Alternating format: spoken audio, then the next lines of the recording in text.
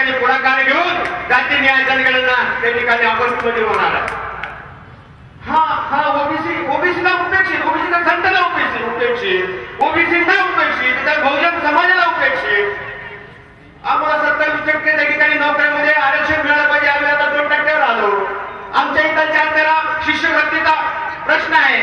ते शिष्यवृत्ती 100 कोटीची आमची फक्त ती 50 कोटी दिली, 50 कोटी प्रलंबित ठेवली त्याच्या सरकारने.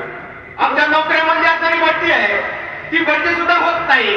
अशा पद्धतीचा असताना या ठिकाणी बहुजन समाजाला हे शासन दुर्लक्षित करतं. म्हणून हे बहुजन संत साहित्य संमेलन हे इथाच्या असणाऱ्या शासनाला सुद्धा या ठिकाणी मानवतेचा असणारा विचार त्या ठिकाणी सांगणार आहे. मानवता त्या ठिकाणी यावी याचे प्रयत्न करणार आहे.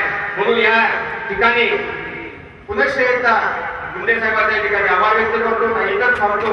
जय ज्योती, जय क्रांती, जय हरी, जय राम.